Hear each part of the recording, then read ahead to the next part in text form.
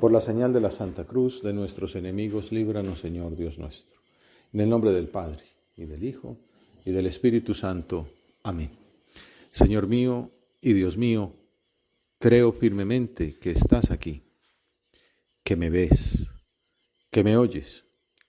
Te adoro con profunda reverencia. Te pido perdón de mis pecados y gracia para hacer con fruto este rato de oración. Madre mía Inmaculada, San José, mi Padre y Señor, Ángel de mi guarda, interceded por mí. Te habrás dado cuenta que hoy hemos cambiado el decorado del sagrario y en la misa pues también iremos con otro color rojo, que simboliza la sangre derramada por Cristo, por ejemplo, también la fuerza del Espíritu Santo, porque hoy celebramos la fiesta de San Bernabé, un joven natural de Chipre que se encuentra entre los primeros fieles de Jerusalén. Es importante porque fue quien les presentó a los apóstoles a San Pablo después de su conversión, porque no le creían mucho, porque era un perseguidor, y luego lo acompañó en su primer viaje apostólico. Tuvo ahí un malentendido con él porque Bernabé patrocinaba a Marcos, que los había traicionado, pues los había abandonado en un momento del viaje, por lo cual San Pablo dijo que él no volvía a viajar con ese muchachito. Pero Bernabé sí lo quiso su compañía, y entonces lo que terminó sucediendo fue que Pablo se fue por un lado y Bernabé se fue por otro, y así se llegó con Marcos, se llegó a más expansión del mensaje apostólico. Intervino en el Concilio de Jerusalén y fue una figura de gran importancia en la iglesia de Antioquía, que fue el primer núcleo cristiano numeroso fuera de Jerusalén. De San Marcos parece que era primo y que ejerció sobre él una influencia decisiva en su vocación apostólica, que es lo que consideraremos hoy. Regresó a su patria, la evangelizó y murió mártir hacia el año 63. Rezaremos la plegaria eucarística primera, el famoso canon romano, porque ahí su nombre figura como uno de los apóstoles. Y diremos en la oración: oh Dios, tú mandaste que San Bernabé, lleno de fe y de Espíritu Santo, fuera escogido para la conversión de las naciones. Concédenos que el Evangelio de Cristo, que predicó con valentía, sea anunciado fielmente de palabra y de obra. El Evangelio de hoy nos explica el talante de esa vocación al apostolado. Somos cristianos, seguidores de Cristo, lo cual implica como un modo de intelectual, de creer, una doctrina, pero no solamente eso, sino también una actuación, como hemos venido meditando estos días, el Sermón del Monte, pues la pureza de corazón, la fraternidad, la llamada a la santidad. Pero todo esto implica también un no quedarse con estas cosas tan buenas para nosotros mismos, sino también compartir. El bien es difusivo por sí, decía Santo Tomás. Y el Señor, pues como que nos quiere servirse de nosotros como sus instrumentos, como sus discípulos, como sus apóstoles, sus mensajeros, que eso es lo que significa, sus enviados, significa la palabra, para anunciar la llamada a la comunión con Él, a la alianza. Ayer hablábamos del tema del matrimonio con ocasión de ese discurso de Jesús. El matrimonio es una alianza, de hecho así se le llama al anillo, por eso hay anillo, ¿no? Como significa que yo estoy aliado con otra persona. Y Dios quiere hacer una alianza con el hombre. Está la alianza de Adán y Eva, hay distintas alianzas en el Antiguo Testamento, con Noé, el arco iris, con David en Jerusalén, con Moisés, desde luego, el arca de la alianza, los mandamientos. Pero son alianzas que los hombres rompían, violaban, Dios castigaba, pedían perdón a través de los profetas, etc. Y Dios concedía ese perdón, se reconciliaban, establecían una nueva alianza, pero eran alianzas pasajeras, alianzas de alguna manera efímeras porque el ser humano las rompía. Y siempre estaba el anuncio de una alianza definitiva, una alianza eterna. No una alianza antigua, sino una alianza nueva. Y era lo que la religión judía esperaba. Y es lo que Jesús termina anunciando. La última cena, nos acordamos, tomad y bebed, este es el cáliz de la nueva alianza, de la alianza nueva y eterna. Eso es lo que significa. Esta es la alianza definitiva. O sea, ese concepto de alianza es una de las principales ideas de la Biblia. Desde el Antiguo Testamento aparece ese deseo divino de establecer pactos con los hombres. Ustedes serán mi pueblo y yo seré su Dios. Aparece en el Éxodo cuando el Señor le anuncia a Moisés: si de veras me obedecen y guardan mi alianza, serán mi propiedad personal entre todos los pueblos. Serán para mí un reino de sacerdotes y una nación santa. Entonces las distintas culturas buscaban a Dios, y porque se le encuentra, como dice San Pablo, en la creación, en la maravilla de la naturaleza, que lleva a pensar el origen de tanta belleza. Ayer veíamos esa riqueza animal, esa perfección, ya pensar dónde tiene que ser una causa pues más perfecta, que es Dios. Y en el hombre existe esa búsqueda del origen y distintas maneras de responder a esa investigación. Pero Dios además se ha manifestado para facilitar ese encuentro, ya desde el Antiguo Testamento y en el culmen, en el Nuevo Testamento, con el envío de su Hijo, que se hace hombre para dar su ejemplo y para predicar. Y es lo que veremos hoy en el Evangelio de Mateo, que complementa ese cuadro del Antiguo Testamento con la elección de los apóstoles. En el Antiguo Testamento existían las 12 tribus de Israel. Israel, pues Jacob, que cambió su nombre por Israel, y sus 12 hijos, pues cada uno fundó un clan, las 12 tribus de Israel. 11, pues cada una con su pedazo de tierra, y la duodécima, que era la de Leví, la del sacerdocio. Por eso le dice levitas a los sacerdotes. En homenaje a esas 12 tribus de Israel, o en continuación simbólica, Jesús elige 12 apóstoles, que son como las 12 columnas de ese nuevo Israel, de ese pueblo de Dios que es la iglesia. Dice San Mateo: al ver a las muchedumbres, se compadecía de ellas, porque estaban extenuadas y abandonadas, como ovejas que no tienen pastor.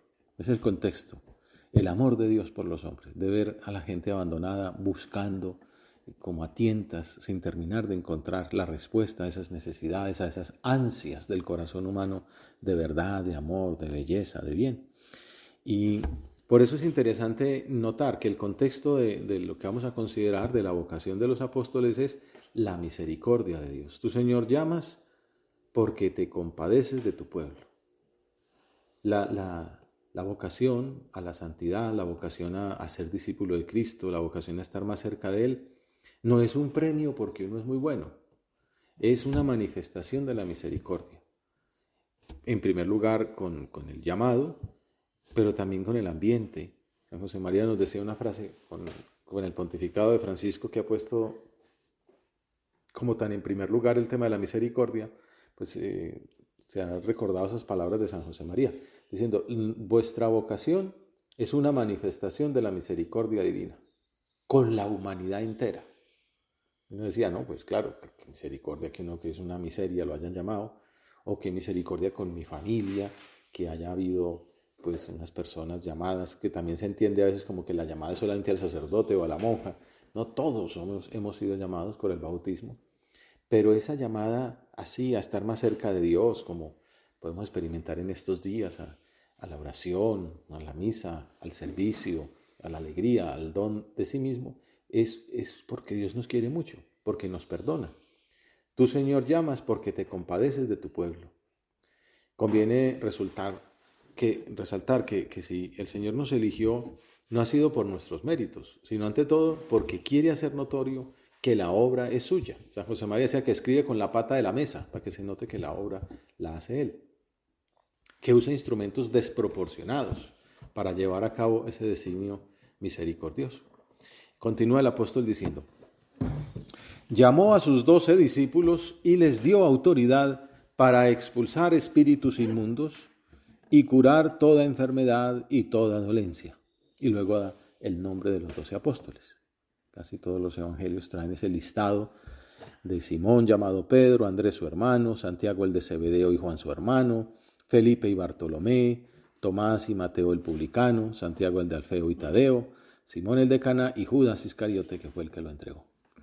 En otra escena del evangelio ya en San Lucas, similar a la que estamos contemplando, Jesús llama no solo a estos 12 apóstoles, sino a otros 72 discípulos, a los que envía de 2 en 2 a 36 pueblos por ahí. Después de esto designó el Señor a otros 72 y los envió de 2 en 2 delante de él a toda ciudad y lugar a donde él había de ir, como a preparar el camino. Se trata de un número con un contenido también simbólico que se relaciona con el número de las naciones que menciona el Antiguo Testamento. Parece que alude a los descendientes de Noé, ese 72, que formaban las naciones antes de la dispersión de Babel. En todo caso, parece que señala la universalidad de la misión de Cristo, dice la Biblia de Navarra. Sea cual sea nuestro camino personal, ese designio que Dios tiene para cada uno de nosotros y que es tan importante preguntárselo, aquí en algunos diálogos con algunos de ustedes ha salido eso, ¿no? Preguntarle a Dios, ¿qué quiere de mí? También en lo profesional, por este lado, por aquel otro, con quién va a ser mi esposa, dónde voy a vivir. Todo eso es un diálogo con el Señor, no son solamente decisiones personales, sino siempre para tomar decisiones grandes hay que tomar consejo. Y el primero al que hay que pedírselo es a Dios mismo. ¿Tú qué quieres de mí? ¿Yo para qué nací? ¿Dónde me quieres? ¿No? ¿Haciendo qué? Eso es la vocación humana. Si uno no es bueno en los números, quiere decir que no sirve para ingeniería. Entonces, ya eso habla de una vocación, una disposición humana, que Dios quiere que yo me dedique a esto otro. Sea cual sea ese camino, lo importante es no perder de vista que la vida cristiana es esencialmente vocacional, que todos hemos sido llamados. Vocacional, vocación significa eso, vocare es llamar. Dios nos llama y nos asigna una misión a todos. Seguramente a ti y a mí nos sucede como a Amós y a tantos otros profetas del Antiguo Testamento que decían, yo no soy profeta ni hijo de profeta. El pobre Amós dice, yo era un pastor, cultivaba sicomoros, pero el Señor me arrancó de mi rebaño y me dijo, ve, profetiza a mi pueblo Israel. Amós no era, podríamos decir, un profeta profesional, era un simple campesino, pero el Señor le asignó una misión que no podía desatender, aunque le conllevara dificultades. Pedro tampoco pensaba ser el primer papa de la historia. Pedro era un pescador, ahí se luchaba al día a día, que hoy sí haya pesca, que hoy sí piquen estos animales, que podamos encontrar para comer y para vender. Y un día aparece aquel rabino que después de una noche horrible en que no habían pescado nada, les dice tiren a la derecha y se llena la red. Y le dice ahora, a partir de este momento serás pescador de hombres. Vemos una primera consecuencia de sabernos llamados. Cuando uno lo bautizan, en ese momento Jesucristo lo hace suyo. Tú eres mío. Y lo configura, lo consagra.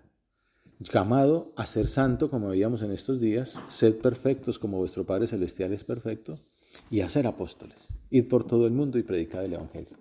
Pues uno en ese entonces pues no se enteraba, ese niñito calvo ahí que recibía esa consagración, los padrinos estaban ahí como garantizando que iban a cuidar esa llamita que se encendía, pero luego ya más adelante confirmamos ese compromiso en el sacramento de la confirmación y día a día en nuestra oración, cuando recibimos la Eucaristía, se consolida ese vínculo con el Señor, esa alianza, ese sabernos llamados.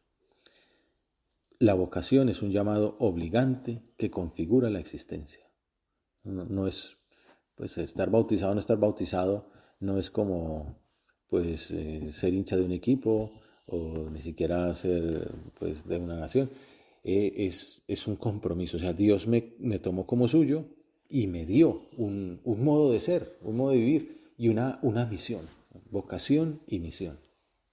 Lo que San José María dice de Jesucristo, en él es inseparable su ser de Dios hombre y su misión de redentor. Igual nosotros, los cristianos. Nuestro ser cristianos es inseparable de nuestra misión de ser apóstoles. Llamados a la santidad y al apostolado. Es inescindible, ¿no? Va de la mano. Algunos de ustedes me decían, estar en un grupo como este, pues le lleva uno a ver, pues hombre, gente joven, que se porta bien, que es alegre, que reza, que hace oración, que incluso hace más oración como de la establecida, se quedan un rato más hablando con Dios. Eso es un ejemplo para otros, ¿no? Y aunque somos todos también débiles y nos equivocamos, es este día de hoy que celebramos a San Bartolomé, pues pensar, hombre, estamos llamados también nosotros a ser así, a ser apóstoles. Si me preguntáis cómo se nota la llamada divina, decía San José María, ¿cómo se da uno cuenta? Os diré que es una visión nueva de la vida. Es como si se encendiera una luz dentro de nosotros. Es un impulso misterioso que empuja al hombre a dedicar sus más nobles energías a una actividad que con la práctica llega a tomar cuerpo de oficio.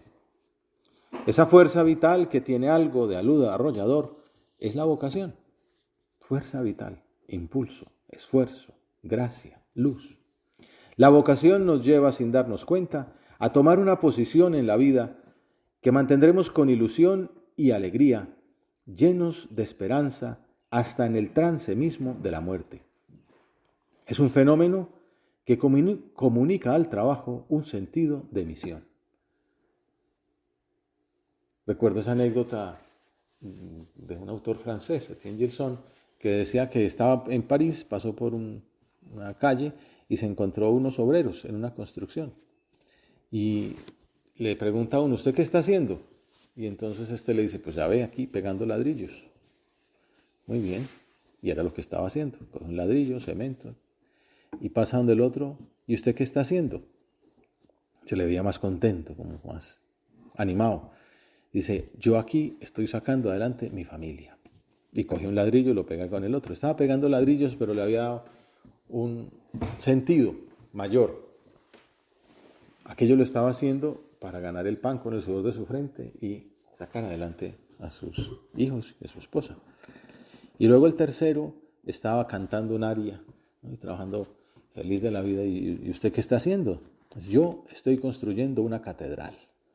Ya la trascendencia ya era suma, ¿no? Infinita. Estoy haciendo una obra para Dios. Estoy pegando los mismos ladrillos del primero, pero son para Dios.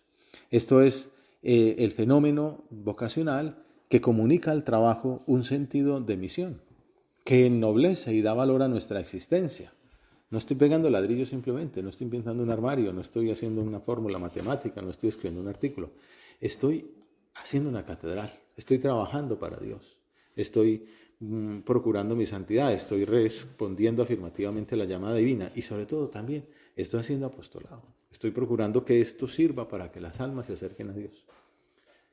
Haga uno lo que haga, trabajando como presidente de una república o senador o ingeniero o médico o manejando una buseta o vendiendo paletas o de portero en un parqueadero. Todos los trabajos son igualmente dignos, son misión que ennoblece y da valor a nuestra existencia. Jesús se mete con un acto de autoridad en el alma.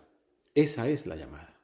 Es lo que vemos que en el Nuevo Testamento sucede igual que con los profetas. Tú, Señor, nos eliges y nos das una misión. Eso dice San Pablo, por ejemplo, cuando bendice al Señor por sus beneficios. Y en primer lugar, en la carta a los Efesios dice, por la elección. Es un texto que siempre que uno habla de vocación aparece, o en las misas cuando hay un llamado aparece. Él, Dios, nos eligió en Cristo antes de la fundación del mundo para que fuésemos santos e intachables ante Él por el amor. Es significativo que el verbo elegir es el mismo que usa el Antiguo Testamento para mencionar la alianza con el pueblo hebreo. Yo te he elegido y te he llamado para que seas mi pueblo. Y cuando elige a Pablo, o cuando elige a Bernabé, o cuando elige a los apóstoles, yo te elegí. Cuando te elige a ti y a mí. San Pablo hace toda una teología de la vocación. Ese texto es muy profundo. Nos eligió en Cristo. nos llamó antes del tiempo y nos hizo hermanos adoptivos.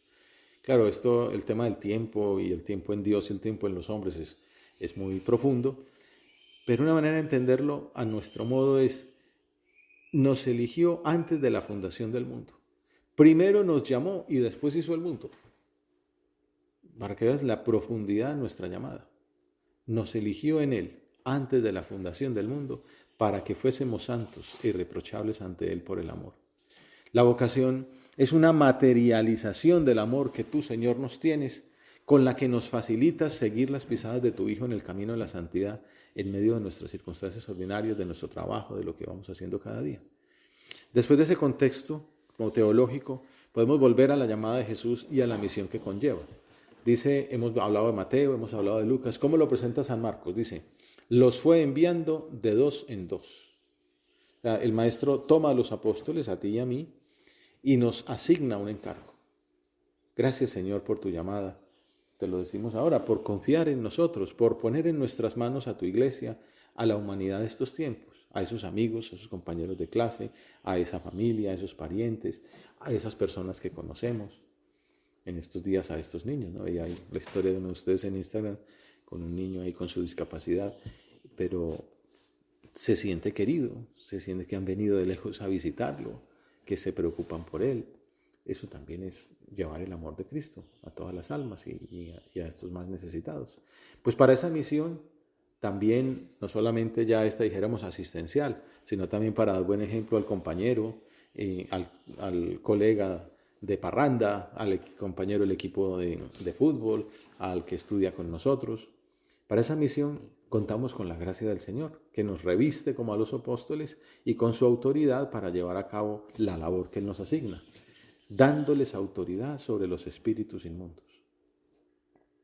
A toda la tierra alcance su pregón, proclaman con frecuencia los salmos. En una fiesta como esta de un apóstol aparecen siempre esas invitaciones a que el mensaje divino llegue hasta el último rincón del universo.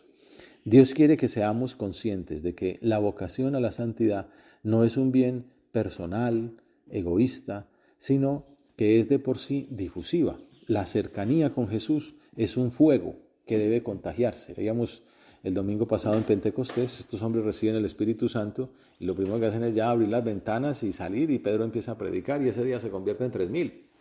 Se bautizan 3,000 ahí de tacada. Bueno, es un evento carismático tremendo, ¿no? La acción del Espíritu Santo en las almas.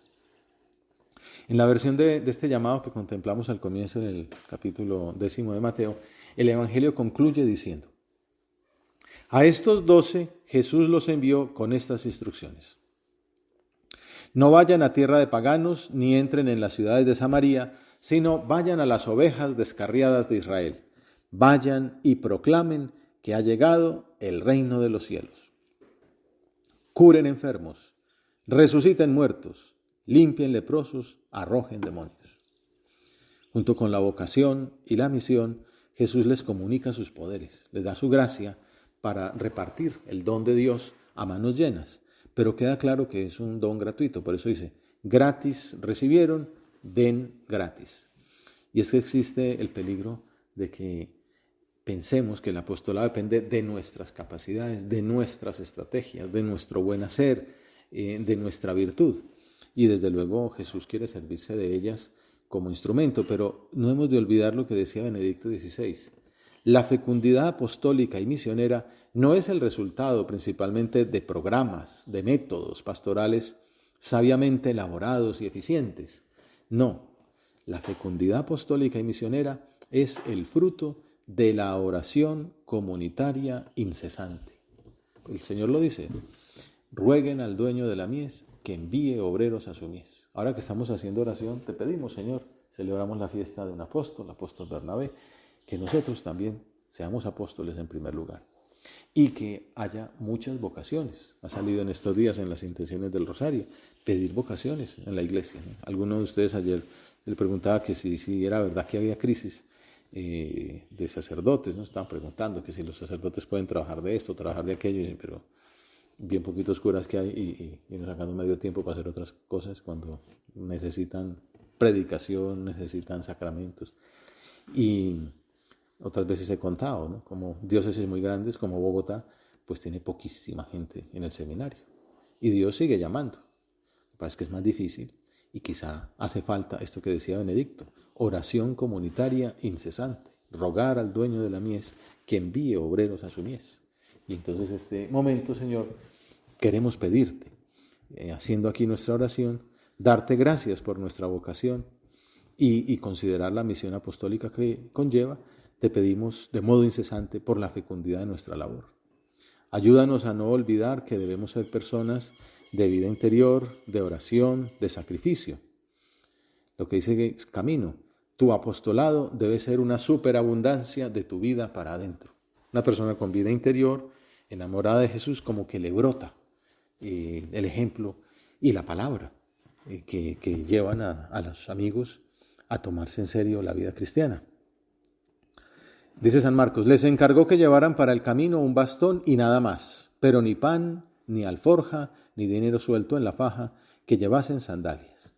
Como dejando clara la lección desde el punto de vista material. No dice qué debemos llevar, sino lo que no se debe portar. La idea es que los apóstoles deben ir desprovistos de todo.